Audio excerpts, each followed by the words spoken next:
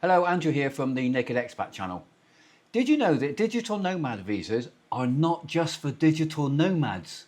In fact, if you're retired or you're thinking about retiring abroad, it may well be that a digital nomad visa could be a better option for you than an expensive retirement visa alternative.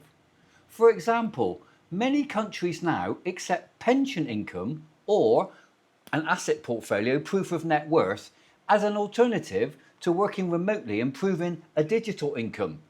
So it could well be that some of these countries, it would be better for you to have a digital nomad visa than a retirement visa. It's certainly worth considering. I hope you enjoy this video.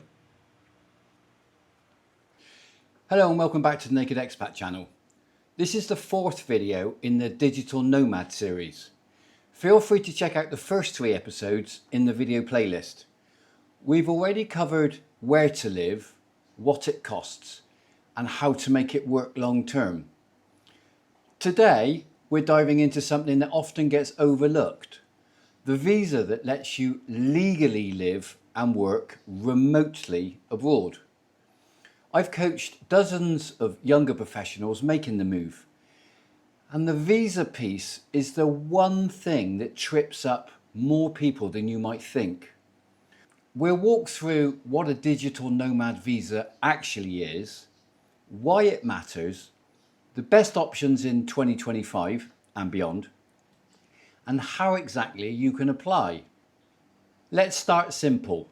A digital nomad visa is a type of temporary residence permit that allows remote workers to live in a country while working for an employer or clients outside that country.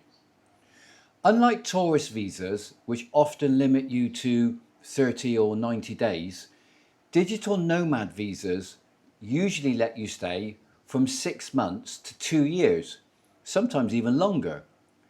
These visas are designed for remote workers, freelancers, and entrepreneurs. People like you who can work from anywhere. The main benefits are that you avoid the constant visa runs, which can be a nightmare. You can open local bank accounts and rent accommodation legally, and you can get access to healthcare and sometimes even tax perks. Most nomad visas share a few common requirements. Here's what nearly every country will ask for: proof of income, and that's usually between $1,500 to $3,000 per month. Health insurance that covers your stay. A clean background check, so you may have problems if you've got a criminal record. And obviously a valid passport and sometimes a return ticket. Now with your passport, usually you have to have at least 6 months, preferably 2 or 3 years left on your passport before it expires. Because if you get a digital nomad visa that is valid for 2 years, you should have at least 2 years left in your passport in order for them to put the visa in it. Otherwise, it's going to be a bit of a headache to renew your passport once you're a digital nomad, and then have to go back through the authorities to get that digital visa transferred from your old expired passport into your new one. It's a bit of a headache. Best to have a passport with a good few years validity left before you even start the process. And sure, you may or may not be required to have a return ticket booked. Certainly if you have a nomad visa lasting for say 90 days, authorities might want to see proof that you are actually going to leave the country. But if you have a digital nomad visa for 12 months or 24 months, then that requirement is usually not necessary, because you're not going to book your ticket a year or 2 years in advance to exit the country. Now, some countries will ask for bank statements to show you can support yourself, while others just want proof of freelance contracts or business ownership. It's all about showing you won't take local jobs or depend on government services should you require help. Now, always check the official immigration site or embassy page. Never rely on blogs, Facebook or hearsay. Immigration rules change faster than flight prices, trust me. Now let's get into the various countries that offer digital nomad visas considered the best options for you. Firstly, Portugal, the D8 and digital nomad visa. Portugal remains one of Europe's easiest and most attractive options. You can apply for a 1-year visa that's renewable for up to 5 years, leading to residency. You'll need proof of income of around $3,040 per month in remote income, health insurance and accommodation bookings. Lisbon and Porto both have thriving nomad communities and the process is fairly transparent. Estonia offers a digital nomad visa, and Estonia was the pioneer. They started the world's first official digital nomad visa way back in 2020. It allows you to stay for up to 12 months if you earn at least $4,500 per month. The country is small, but very digital first and great for short stints or EU access. Tallinn has excellent co-working hubs like Lift 99 and Spring Hub. Next is Costa Rica with its Rentista visa. This one's a bit different, but still popular with remote workers. Costa Rica's Rentista visa requires proof of income of about $2,500 per month, or $60,000 in savings if you haven't got the regular income. You get a 2-year permit, which is renewable, and the country is ideal for those that are craving for the kind of jungle meets beach living. Just one note, it takes time to process this visa, so do plan a few months ahead. Now, Malaysia's DE Rantau pass is very popular and has a fantastic website that's extremely authoritative to find out a lot of information on it. It's one of Southeast Asia's best new visas. Malaysia launched DE Rantau for freelancers and remote employees earning $24,000 or more per year. That's not per month, guys. $24,000 a year. It's valid for up to 2 years.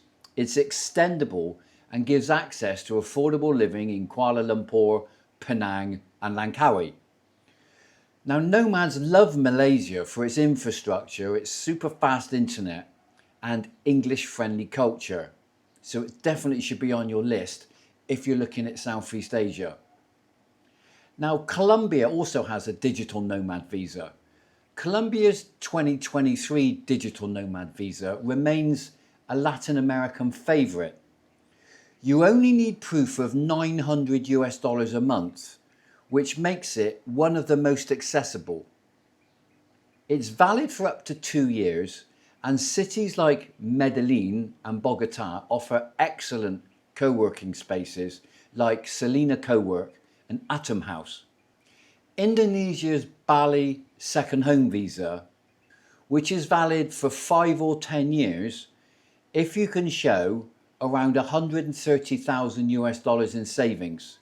That's not income, that's savings. So if you're fortunate enough to have, if you're asset rich but income poor, this could be a very, very good option, because bearing in mind it's valid for 5 or 10 years.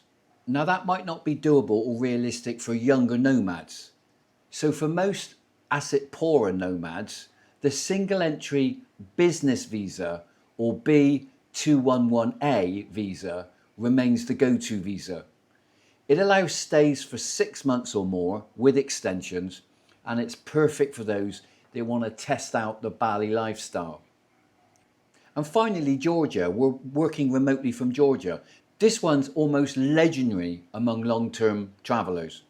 Georgia allows over 95 nationalities to live and work for up to 1 year visa-free.